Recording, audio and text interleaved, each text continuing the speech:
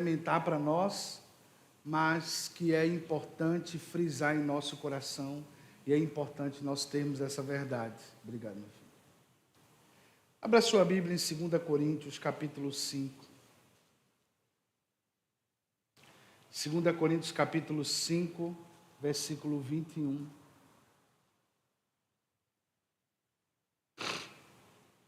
Fique de pé em reverência à palavra do Senhor.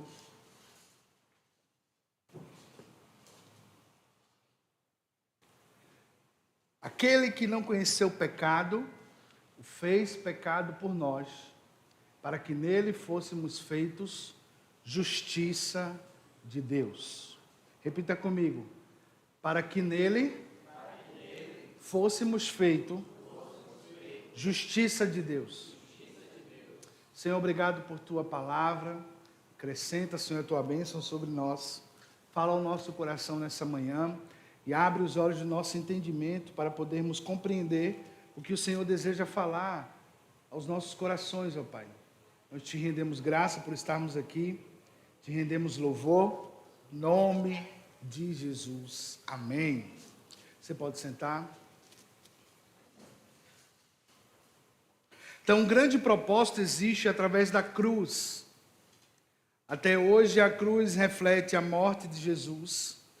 Esta morte foi a mais importante de toda a história da humanidade. Porque 3 dias após, de forma sobrenatural, acontece o quê? Jesus, ele triunfa sobre a morte, ressuscitando dos mortos, cumprindo o propósito do Pai em restaurar a sua aliança com o seu povo. Restauração essa que agora foi selada pelo sangue de um inocente, ou seja, o próprio Deus se entrega para remir da morte eterna as suas criaturas, e todo aquele que crê nessa história de amor já está salvo. Você crê nessa história de amor? A cruz de Jesus é um escândalo. Abra sua Bíblia em Isaías, capítulo 52.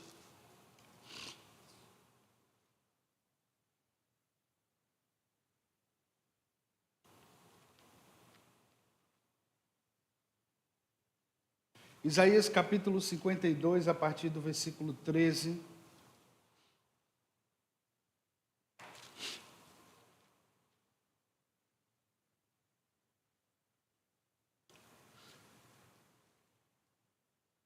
Eis que o meu servo operará com prudência, será engrandecido e elevado e muito sublime. Como pasmaram muitos à vista dele, pois a sua aparência era tão desfigurada. Obrigado, meu filho. Mais do que o outro qualquer, e a sua figura mais do que a dos outros filhos dos homens. Assim, borrifará muitas nações, e os reis fecharão a boca por causa dele, porque aquilo que não lhe foi anunciado verão, e aquilo que eles não ouviram entenderão. Queridos, a cruz ela é um escândalo, porque nós sabemos pela história que a morte de cruz era para pessoas malditas, perversos, assassinos, ladrões. A cruz, ela era uma condenação, como nós conhecemos hoje, a pena de morte. A pena de morte, quando eu e você desejamos a pena de morte, desejamos para alguém que vemos como um grande malfeitor, sim ou não? Uma pessoa que cometeu um ato muito pesado, um ato ilícito de forma tão transgressora que você olha assim e diz, esse merecia a morte, não merecia estar mais entre nós. Essa pessoa não merecia estar viva pelo que ela cometeu. Jesus foi condenado a esse tipo de morte. Mas ele não foi condenado a esse tipo de morte porque ele roubou pessoas, porque ele matou inocentes. Ele não foi condenado a esse tipo de morte, porque ele, através da corrupção, roubou toda uma nação, uma província. Não, Jesus foi condenado à morte por um crime de opinião. O mal de Jesus foi anunciar o reino de Deus. Dizer que tudo isso aqui é passageiro. Que um dia nós nos encontraremos com Deus e vamos prestar contas com Ele. Mas, antes dessa prestação de conta acontecer, Ele disse: o meu Pai me enviou para dar vida plena a vocês, para salvar vocês dos seus próprios pecados. E ela é um escândalo, porque como pode Deus se transformar em homem e ainda morrer pelos seus malfeitores, e ainda morrer pelas pessoas que o condenaram à morte? Jesus foi um inocente que subiu na cruz para que os que realmente deviam ser condenados estivessem livres, uma salvação plena e eterna. Em Isaías 53, nós vamos ver um texto, se você puder abrir em Isaías 53.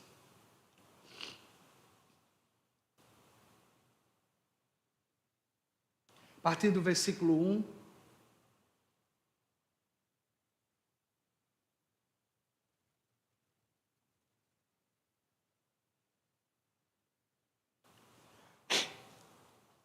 Quem deu crédito à nossa pregação?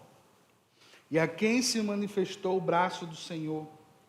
Porque foi subindo como renovo perante ele, e como raiz de uma terra seca, não tinha parecer nem formosura.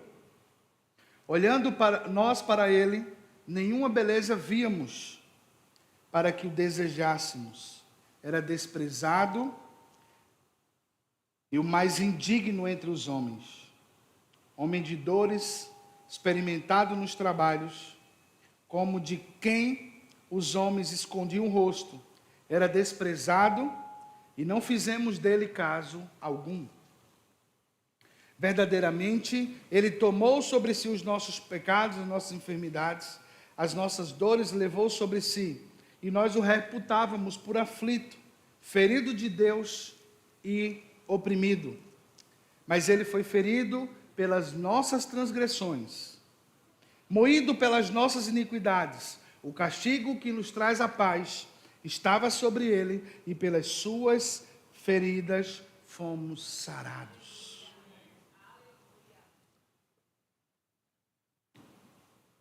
Pelas feridas de Jesus, nós fomos sarados, recebemos a plena restauração. A morte desse inocente livrou a todos nós da condenação eterna. Essa é uma história que ela deve ser contada sempre e todos os dias. Tem muita gente carente de ouvir a verdade do Evangelho para serem transformadas. Um grande problema que há na igreja do Senhor e na sociedade é que nós queremos trazer um floreio para aquilo que é o norte para a nossa vida. Cristo morreu para nos salvar do pecado, e todos os dias nós lidamos contra o pecado. E quando pensarmos em pecado, não pense só nas questões sexuais, porque muita gente foca às vezes em pecado só sobre isso, e não vê que a mentira é pecado, o desejar mal, a maldade, a ganância é um grande pecado. Todos os dias nós estamos lidando com o pecado das pessoas. E como é que nós muitas vezes respondemos ao pecado do outro? Nós respondemos com pecado também.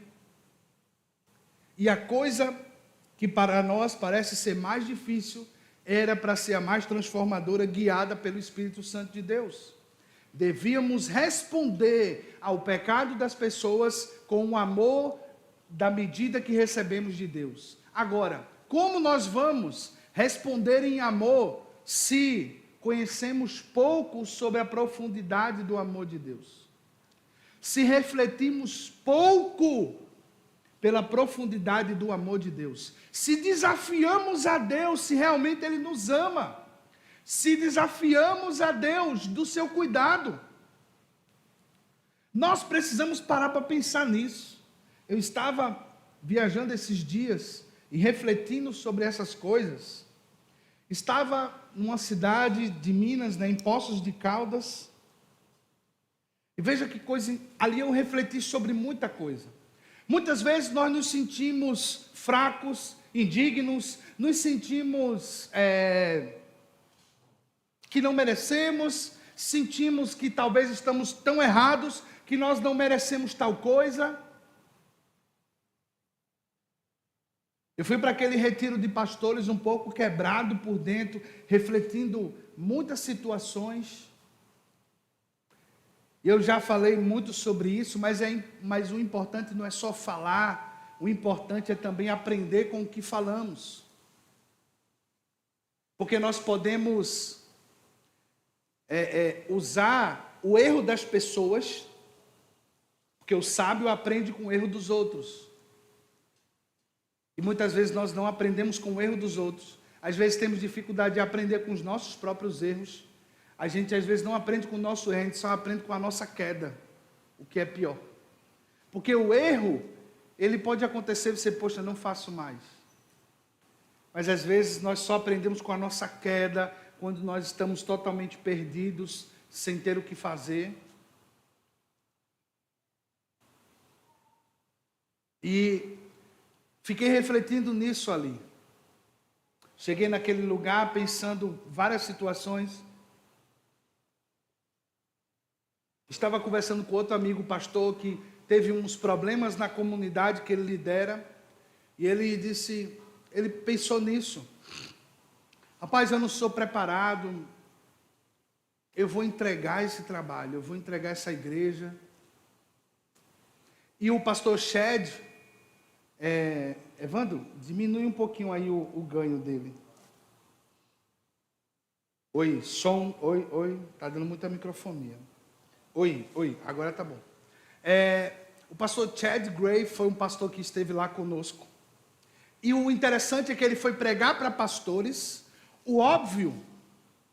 Ele foi pregar para a gente o óbvio. Tira um pouquinho de médio. Ele foi pregar para a gente coisa óbvia.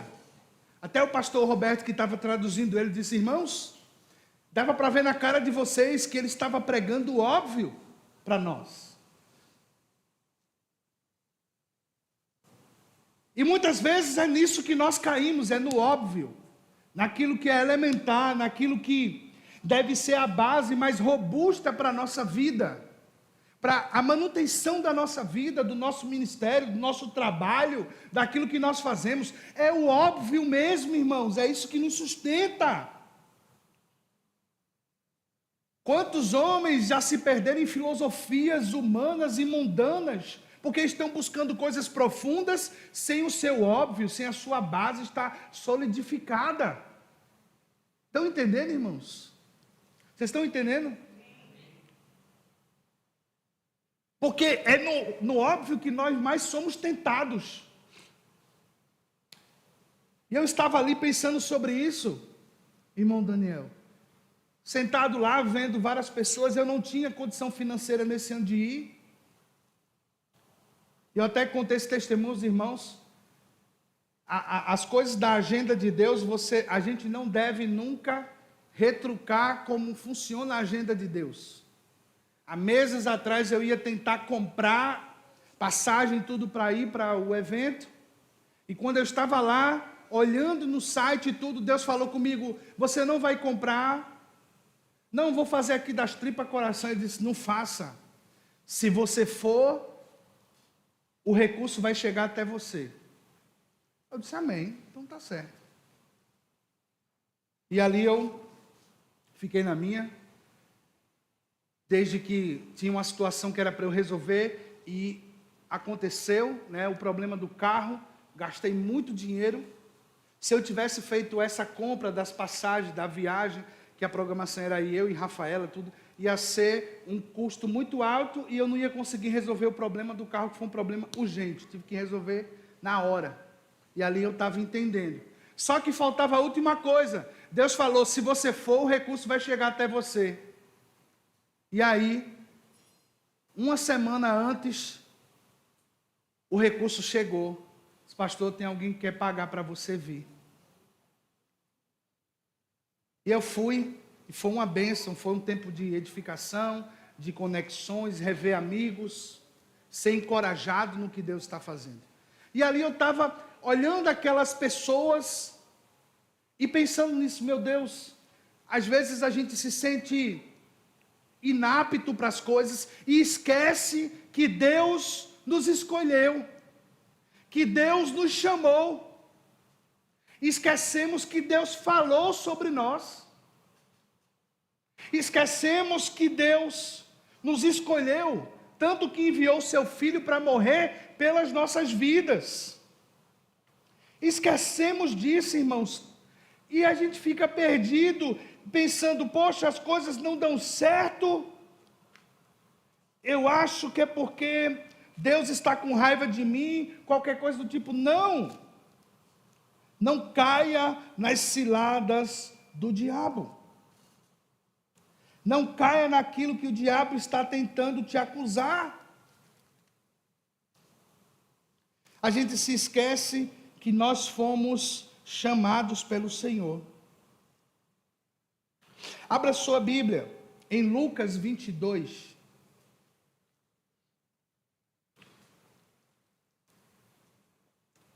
Lucas capítulo 22, versículo 41.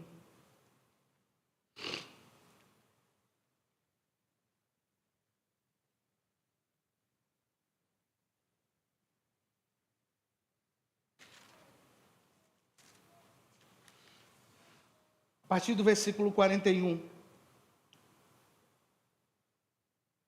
Então vamos ler do 39. Saindo, foi como costumava para o Monte das Oliveiras, também os discípulos que o seguiram. E quando chegou àquele lugar, disse-lhes, orai, para que não entreis em o quê? Tentação. Apartou-se dele cerca de um tiro de pedra, e pondo-se de joelhos orava, dizendo, Pai, se queres, passa de mim esse cálice, todavia não se faça a minha vontade, mas a tua.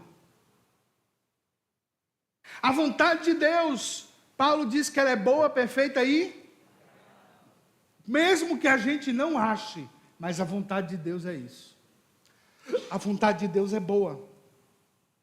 E eu estava ali refletindo sobre isso, dizendo, Senhor, me perdoe porque eu pequei, eu fiquei me menosprezando, eu fiquei achando que os acontecimentos que houve do ano passado para cá, é tudo culpa minha, de desistir do chamado que o Senhor me deu, por causa disso ou daquilo. E Deus me fez uma reflexão, irmãos, lembra da onde eu tirei você, lembra quem você era, lembra o que eu fiz sobre você. Irmãos, quando eu estava ali, refletindo sobre isso, quando eu era criança, eu nunca imaginei viver o que eu estou vivendo. Eu estava ali pensando, quando eu era criança, adolescente, vivendo numa periferia, onde muitos jovens não tinham pretensão nenhuma em sua vida, onde eu conheci pessoas que nunca saíram do seu bairro, da sua cidade, e eu já andei em alguns lugares, pregando a palavra do Senhor. Então ali, Deus veio com essa graça sobre mim, disse, tenha coragem, se levante, eu escolhi você. E Deus escolheu você para esse tempo e para agora. Pastor, mas você não sabe o que eu estou passando. A gente não sabe o que todo mundo está passando. Mas eu quero dizer uma coisa para você. Jesus disse, seja feita a sua vontade e não a minha. Muitas vezes nós queremos só a bonança, nós só queremos a alegria, nós só queremos a festa, nós só queremos as metas batidas, a gente só quer as coisas fluindo, os currículos sendo aceitos, A gente quer tudo funcionando, mas esquecemos que nós estamos em guerra. Estamos em guerra, guerra espiritual diária. O diabo quer nos levar novamente a cair no erro. Estamos lutando contra o pecado dia após dia. E as pessoas estão encontrando tempo para se comparar umas com as outras, falar mal da vida dos outros, enquanto nós deveríamos olhar para nós e dizer: Senhor, tem misericórdia, me ajude a evoluir na graça de Deus. Me ajude a evoluir no teu reino. Porque um inocente fez algo escandaloso para nos salvar, para nos resgatar, para mudar a nossa história. Irmãos, enquanto o inimigo consegue nos entreter com os problemas, com as situações, com as demandas de dificuldade da vida, quando ele consegue isso, ele nos afasta dia após dia do nosso real propósito em Deus.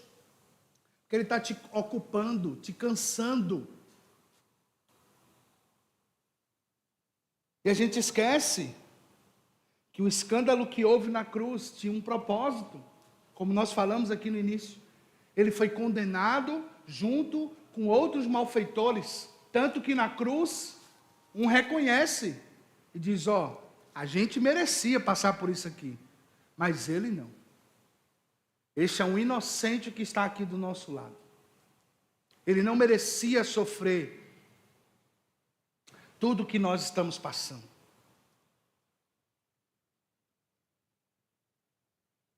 E uma coisa que aconteceu no nosso mês esses dias lá foi bem interessante. É de reconhecer que o nosso chamado em Deus, aquilo que nós colocamos sobre sucesso, que a gente quer viver um sucesso, ele faz parte de um processo do poder de Deus que manifesta em mim, em você e flui através de nós. A gente estava no hotel, que ficou lá esses dias, e o hotel teve uma seleção de emprego que estava acontecendo. Só que tinha muita gente, acho que tinha uns quase 100 pessoas, pastores, pastoras, né, os filhos, esposas de pastores também, estavam lá. Então a gente estava em muita gente. Quando a gente descia para tomar café, era aquele mundaral de gente na hora da comida, do almoço. A gente até quando terminava o culto, saía para um saguão, ficava conversando ali, eles tinham que apagar a luz para mandar a gente embora. A gente ficava lá conversando, tendo comunhão, depois, mas fazia muita zoada, né? Muita gente. Aí de manhã, uma jovem aparece lá para a entrevista de emprego, e ela escuta e vê algumas pessoas com Bíblia debaixo do braço. E ela chegou lá, subiu, e falou com uma das nossas líderes e falou assim: aqui tem uma igreja? Ela disse: não, nós estamos numa convenção aqui, tem pastores e tal, enfim. Ela disse: é porque é tão difícil de ver pessoas com a Bíblia debaixo do braço hoje em dia.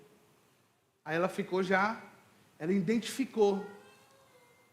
Ela disse: eu queria saber se você podia orar pela minha avó, a minha avó está doente. Eu estou vindo fazer uma entrevista de emprego aqui, mas eu queria pedir que você orasse pela minha avó. E aí, os irmãos começaram a ter discernimento, começaram a conversar com ela, perguntar se ela já conhecia a palavra e tal. E ela disse que já tinha sido evangélica, que estava afastada, estava muito machucada com a igreja, enfim. E a avó dela estava com uma herpes nos olhos, um problema bem sério. E a irmã disse: tem um pastor nosso, pastor Eutímio, um dia eu creio que vocês vão poder conhecê-lo. Ele é de uma cidade chamada de Sumidouro. Ela fica no norte de Minas, perto da Bahia. É um lugar assim, é um povoado mesmo. A cidade mais próxima fica a 120 quilômetros. É povoado mesmo. E esse irmão, ele teve um olho furado na adolescência e acho que por conta de catarata alguma coisa, perdeu a visão do outro olho. Então ele hoje é cego. E é interessante que ele olhou para mim e disse assim: você veio pedir para que Deus abrisse os olhos da sua avó, mas o Senhor hoje quer abrir os seus olhos. Você imagina um cego dizendo... Ele disse, Deus quer abrir os seus olhos hoje. E começaram a liberar palavras para ela. A irmã Frida teve um discernimento de paternidade, começou a falar sobre paternidade. Ela começou a chorar muito. E ali disse, você quer se reconciliar com Jesus novamente? Você quer voltar aos caminhos do Senhor? E ela disse sim. E ela entregou novamente a vida dela, se reconectou com o Senhor. Mas entenda, irmão, o que eu quero dizer com isso aqui? As pessoas estão carentes de Jesus. E muitas vezes nós temos apresentado a religião para elas. Muitas vezes nós temos apresentado um conjunto de regras. Não é que não vai haver regra, vai sim, irmão. Mas entenda, a maior preocupação que as pessoas sempre tiveram de colocar regra na cabeça das pessoas foi impedir que o Espírito Santo convencesse elas de que elas tinham que mudar. Então muita gente vive debaixo de uma máscara, de uma capa, não vive a realidade da mudança de dentro para fora. Então Cristo morreu para nos conectar ao Senhor, para que nessa conexão com o Senhor, nós venhamos ter essa nova vida nele. Voltemos a ter uma fé pulsante novamente. Nós precisamos voltar ao tempo que nós não tínhamos inibição para falar do Evangelho, não estávamos tão ocupados com os nossos próprios problemas, e orar pelas pessoas, a ter coragem, ousadia de orar. Eu estava ouvindo um testemunho de uma irmã. Ela disse que quando era jovem, adolescente, uns 14, 15 anos, estava andando no centro de Campinas com uma amiga dela. Ela disse que essa amiga dela sempre foi muito maluca, assim, muito corajosa. E passou uma cigana e disse, eu posso ler sua mão? Ela disse, pode, mas você só pode ler a minha se eu puder ler a sua. A jovem disse, ela disse, está certo. Ela disse, você lê mão? Ela disse, leio sim, e vejo o destino. A mulher está certa, a mulher foi lá, leu a mão dela e começou a falar, ela disse, tá bom, agora é minha vez. E botou a mão na mão dela e disse assim, eu vejo aqui que há mais de 2000 anos atrás, um homem entregou a vida por você. E ela começou a pregar o evangelho da salvação, o plano de salvação para aquela mulher. E aquela mulher se rendeu a Cristo por um adolescente de 14 anos, que entende o quão amada era para o Senhor, e esse amor precisava expandir, abraçar. Nós estamos precisando da base, porque é o seguinte, nós estamos abrindo muita concessão com o diabo, sabia? Estamos. Nesse dia eu ouvi histórias de filhos de crente, que a mãe, para não deixar o filho ou a filha se perder, já sabe que tem relação sexual e diz, não, pode ficar aqui em casa. Não sabe o mal que está gerando nesse filho, nessa filha, porque o conhecimento do bem e do mal vem consigo coisas que a gente não imagina, que depois vai gerar feridas, vai gerar consequências dentro do casamento, dentro do relacionamento. Entende? Então nós precisamos não fazer concessões com o inimigo. É como se a gente quisesse fazer uma concessão com o diabo para apaziguar as coisas. Não existe isso. Não existe essa concessão. A gente precisa ver o que é verdade. Não estou querendo dizer que nós vamos pegar os nossos filhos e retirá-los do mundo. Não, nós vamos inserir eles no mundo com a verdade do Evangelho no coração deles. E quando eles se depararem com o pecado, eles vão entender a escolha que irão fazer. Eu fui criado dentro de uma vertente assim. Meu pai sabia que não conseguiria impedir que seus filhos conhecessem o mundo. O que foi que ele fez? Ele gastou tempo colocando o Evangelho no coração dos seus filhos. Nenhum de nós pecou sem consciência.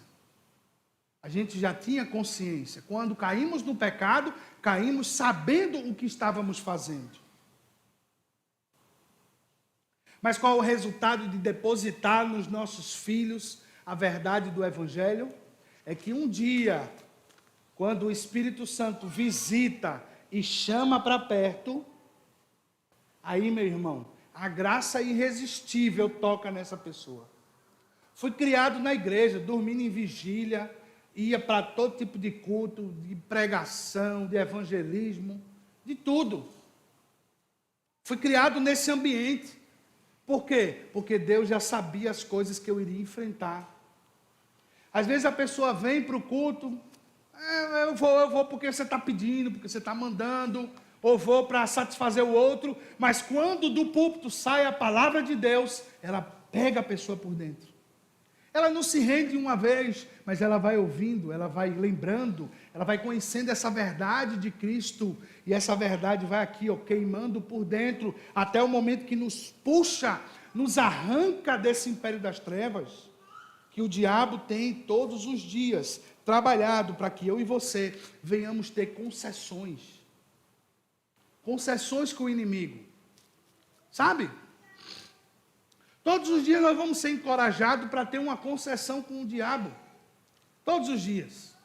É besteira? Não, a gente pode fazer. E assim vai acontecendo. Nós olhamos e dizemos, fulano está se guardando muito tempo.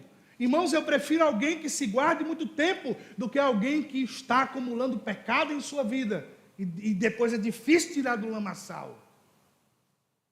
Você já deve ter conhecido alguém que conheceu a palavra de Deus, mas ele está tão inundado no pecado que é difícil de arrancar aquela pessoa. Tem pais que acreditam que é melhor que seus filhos tenham experiências sexuais para ver se aflora e a pessoa não queira uma mudança de sexo. Mas entenda, o espírito da era, ele vai tentar atuar em toda a família. Não é porque aquela família é muito santa, eu não vou conseguir entrar, não. O diabo é igual água mole e pedra dura. Tanto bate até que fura. Nesse sentido, eu vejo até que muitas vezes o diabo tem paciência também. Porque a palavra diz que ele está como? Um gatinho, um leão, amedrontando, gerando medo, dúvidas. Gerando dúvidas no nosso coração. Nós precisamos parar de olhar e dizer assim, eu não sou digno, eu não mereço, e começar a reconhecer essa dignidade em Cristo, dizer assim, se Jesus morreu na cruz em meu lugar para me dar vida, eu não posso desprezar esse grande amor que me foi estendido. Eu não posso desvalorizar, nós precisamos ter uma base sólida. Somente com uma base sólida nós vamos conseguir resistir ao dia mau. Esses dias no mundo teve vários acontecimentos.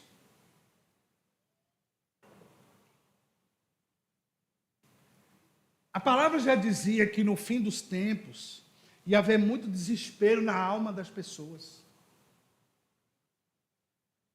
Muitos de nós estamos vendo o curso deste mundo e ficamos muito preocupados. O que vai acontecer com o nosso país? O que vai acontecer com os nossos filhos? Mas nós precisamos ter plena confiança de que Deus está cuidando de nós. Nós precisamos ter plena confiança de que os olhos de Deus estão sobre nós. Nós olhamos a injustiça do mundo e queremos responder com injustiça. Não podemos. Por mais doloroso que seja, nós devemos buscar a integridade e a verdade do Senhor. Essa semana foi assassinado um jovem ativista, cristão, político, que debatia o óbvio com as pessoas. Debatia o óbvio, coisas simples da vida. Escolhas sexuais, ao amor e à graça de Deus. Alguns chegaram a dizer que ele foi morto porque era extremista. E ele nunca foi extremista. Mas hoje, a extremidade é um pai de família tradicional.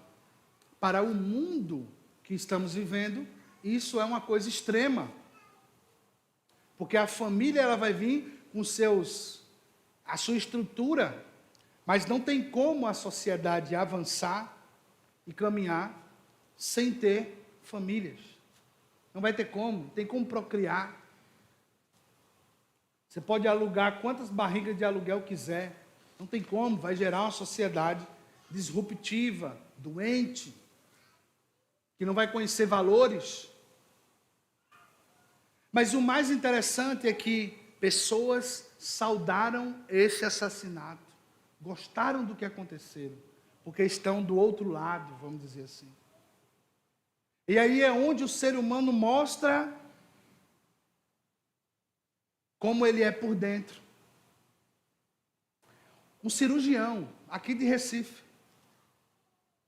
exaltou o assassinato, dizendo que o companheiro, ele botou assim, o companheiro fez bem, assassinou o rapaz, que o tiro foi bem na jugular, realmente o vídeo, muito sangue. E o cara glorificou isso. Aí é onde vem a questão de que nós precisamos caminhar pela verdade. Houve um movimento de todo mundo denunciar essas situações. O médico não ficou impune. Foi demitido. Porque imagine, olha a doença como estão as pessoas. Você vai para um hospital, vamos supor, você sofre um acidente, alguma coisa do tipo. Aí tu vai no hospital e você está com a camisa de um partido, ou a camisa da seleção brasileira agora, né? Quem usa a camisa da seleção brasileira é de extrema direita, qualquer coisa do tipo, um boné, e o médico vai dizer, eu vou matar esse desgraçado, porque isso aqui não merece viver. Entende? Como é que você vai levar a sério um cara que fez um juramento de salvar vidas, independente de quem seja? Então esse cara foi demitido. Teve passaporte dele. Porque é interessante, ninguém gosta dos Estados Unidos, é imperialista, né? Mas todo mundo que é rico vai para lá.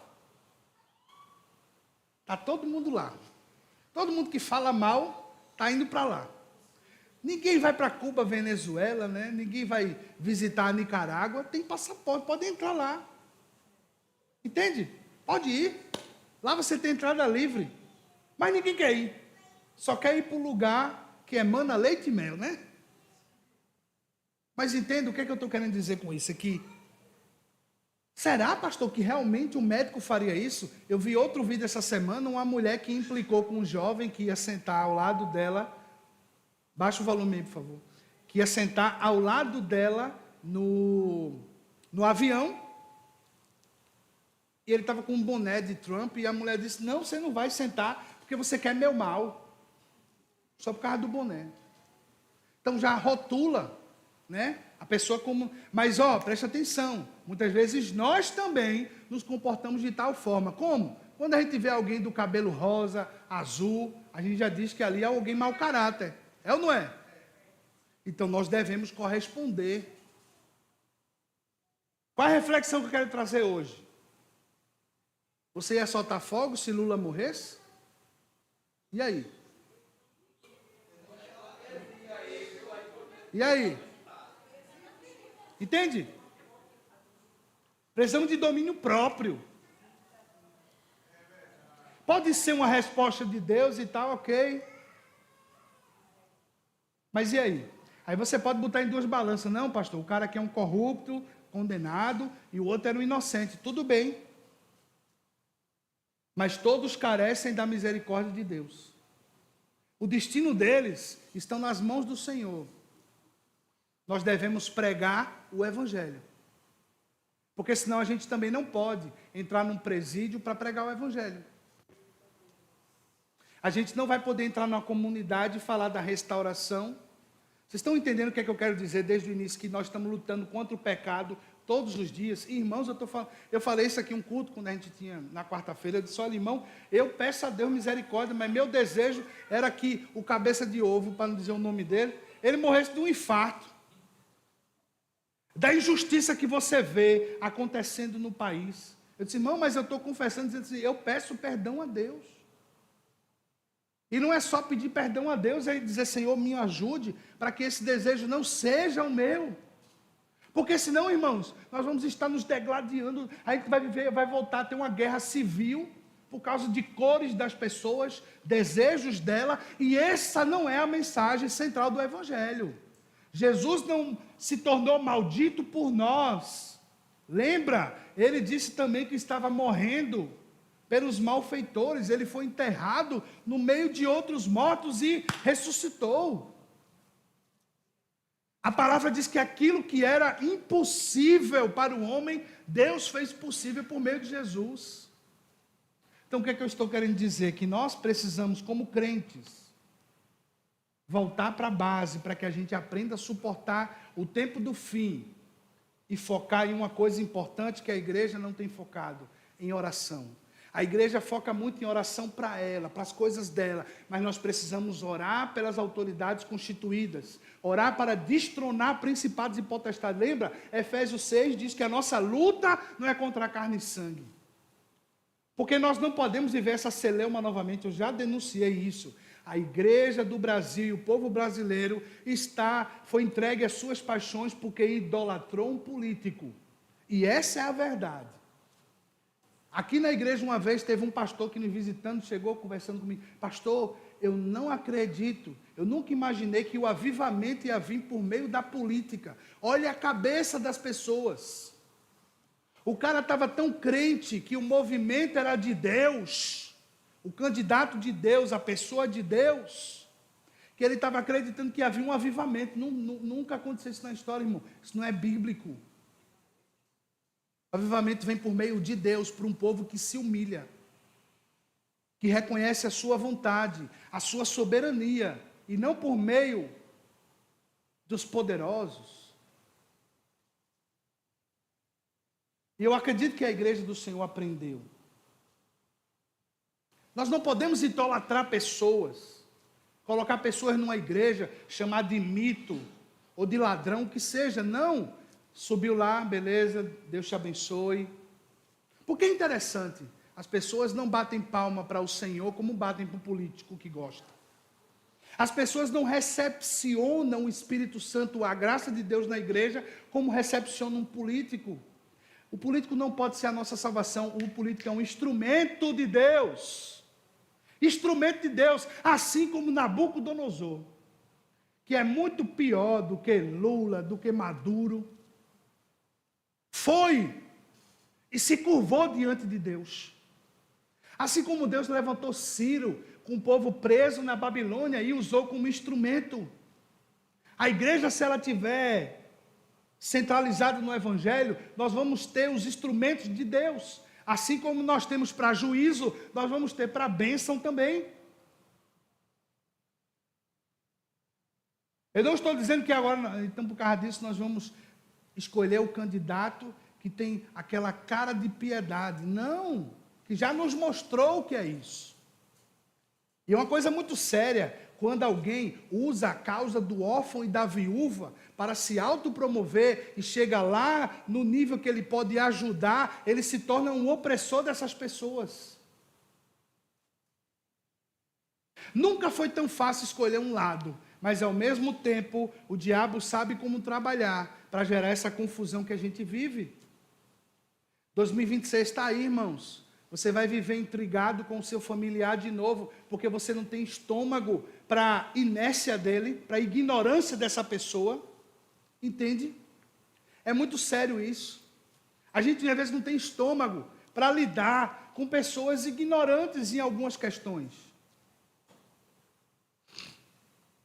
Porque os que mais falam sobre fraternidade, igualdade, amor, são aqueles que quando estão no poder oprimem. Divisão e etc. Não, vamos dividir tudo, dividir os bens, vamos fazer isso, fazer aquilo. Há uma pregação, mas quando chegam lá, o Brasil está vivendo há 20 anos debaixo desse regime. Você já parou para pensar, isso alguns anos atrás, caiu minha ficha nisso, eu até comecei a falar, nós nos vendemos por esmolas. Nos vendemos por esmola. Como assim, pastor?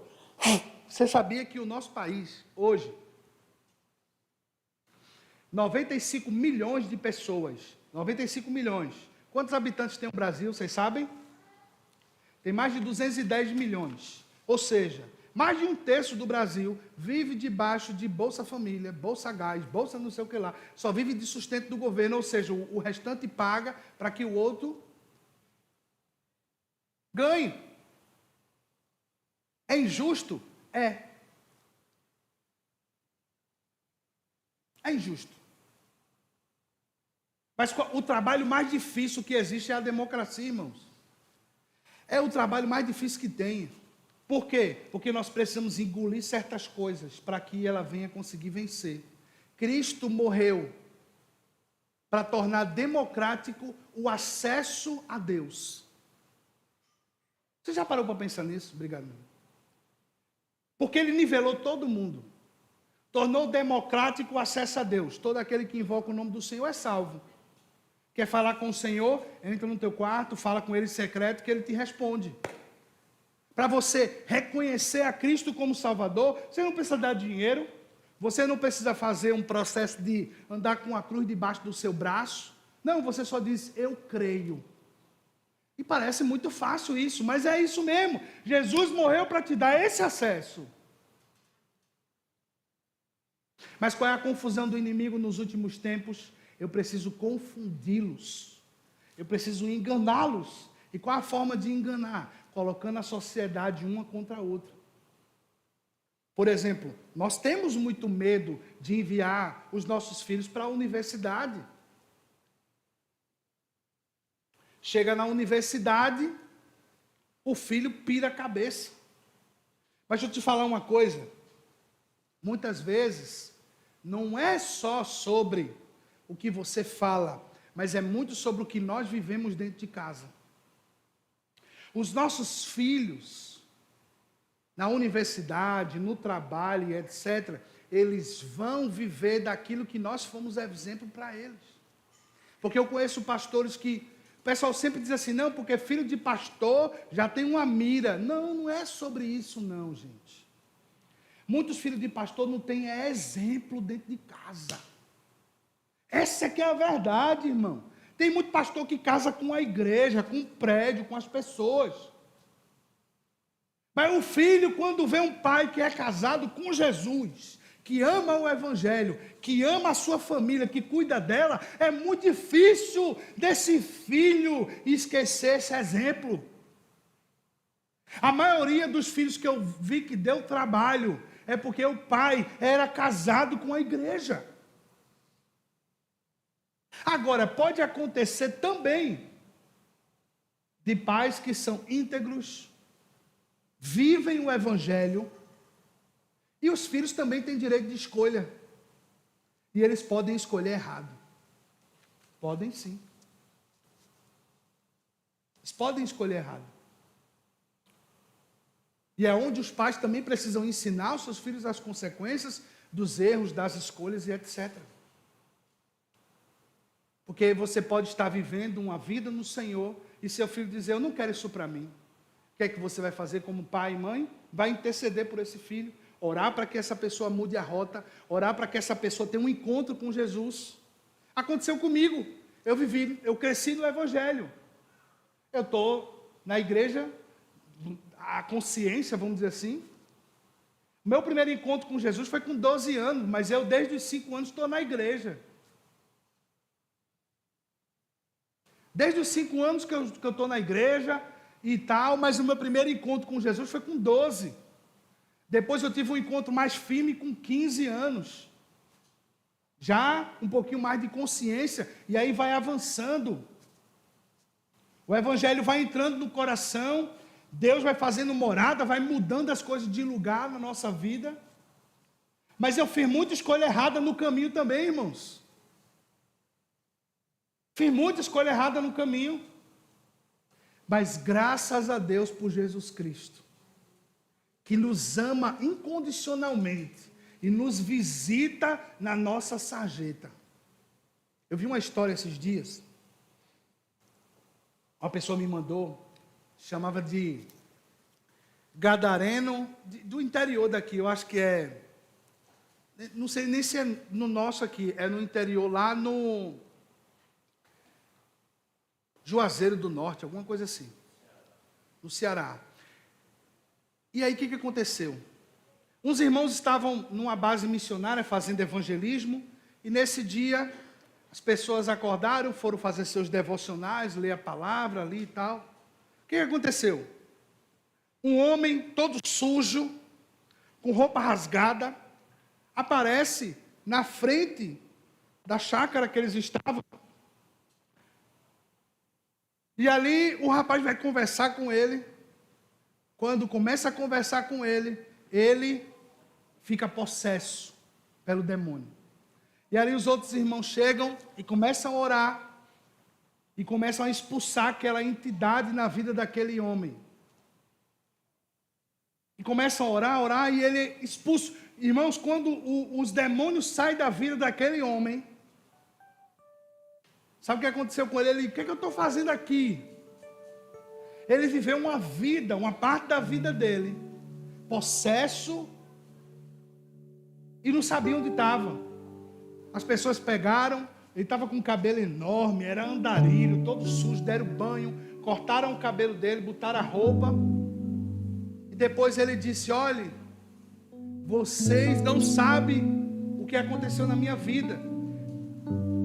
Porque perguntaram: onde é que você mora? Ele disse: quando minha mãe morreu, eu fiquei tão magoado que eu fui morar no cemitério com ela. Ele dormia em cima do túmulo da mãe dele, no cemitério.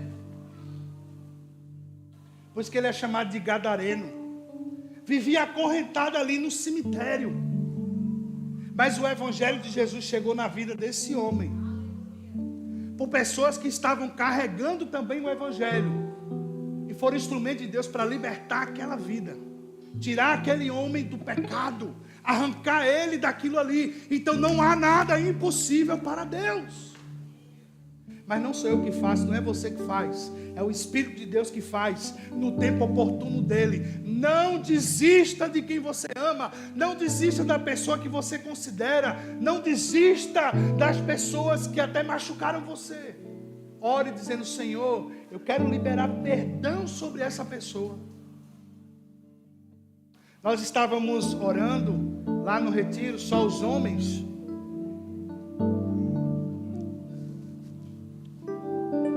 Só os homens orando, e o pastor disse: olhe, se tem alguma coisa que já aconteceu na sua vida, se há um pecado que te persegue, tire esse tempo para orar, para pedir perdão ao Senhor. E um pastor depois compartilhou conosco. Quando ele era adolescente, ele era abusado por 3 rapazes do convívio dele. E naquele momento que Deus falou sobre ferida, sobre ser curado, ele disse que na vida dele ele nutria o desejo de matar um daqueles rapazes. Era um desejo dele. E naquele momento ele libera perdão sobre esses rapazes, sobre seus algozes, aqueles que abusaram dele. Só o Evangelho de Jesus pode fazer isso, irmãos. Só o Evangelho de Cristo. O que é que eu estou trazendo para nós nessa manhã aqui? A gente precisa ter uma base sólida, firmada, quem Cristo é para nós. Ah, pastor, mas as pessoas estão falando mal de mim. Se você está vivendo em Cristo, se você está vivendo o Evangelho verdadeiro, se você está dando testemunho, isso é glória para Deus. Mas se nós não estamos vivendo o Evangelho, se nós estamos mentindo, se nós estamos falando mal dos outros, se a gente está trazendo mal para a sociedade, isso é talvez juízo de Deus para nós. Então nós precisamos entender qual o propósito de Deus para a nossa vida. O que é que Deus quer comigo? O que é que Deus quer com você? Nós vamos hoje celebrar a ceia do Senhor porque nós temos parte com Ele. Nós queremos estar junto com Ele. Nós não queremos estar separado desse Deus. Queremos estar junto dEle. Baixe sua cabeça e ore nesse momento.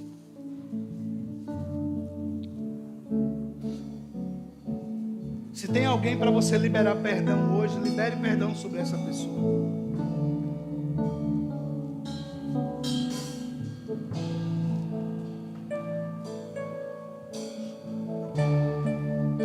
Se tem alguém para que você precisa liberar perdão, faça isso.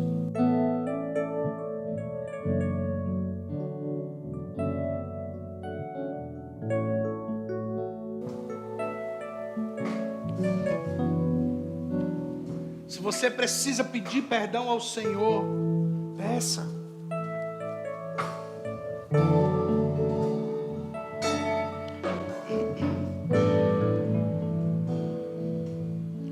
Se você tem alguém para pedir perdão, peça. Se você tem alguém para liberar perdão, libere perdão.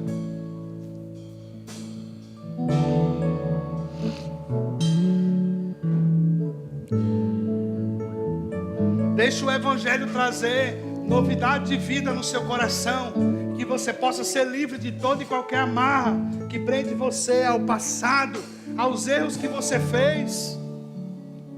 Mas precisamos de Ti, Jesus. Precisamos do Teu Evangelho em nós. Precisamos que o Senhor tome conta de tudo na nossa vida. E que Teu Espírito seja o nosso guia, nos direcione, Senhor, a corresponder à Tua vontade.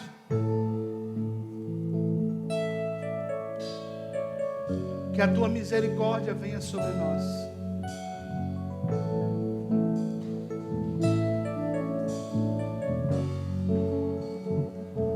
Oh, Jesus Cristo, Tu és a nossa vida, Tu és a nossa verdade, Senhor.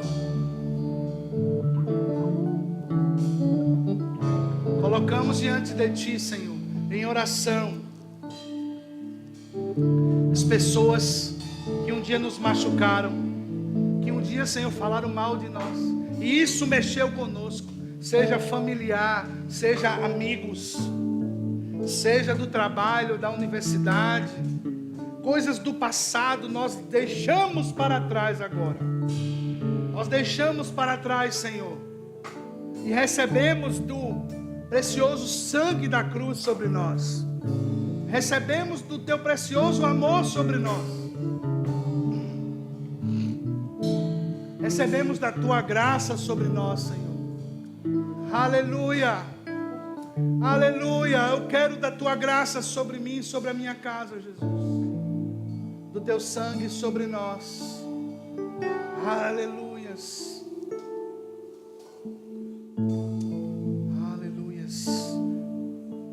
Aleluia, Jesus, aleluia. Glorificamos o Teu nome, Senhor.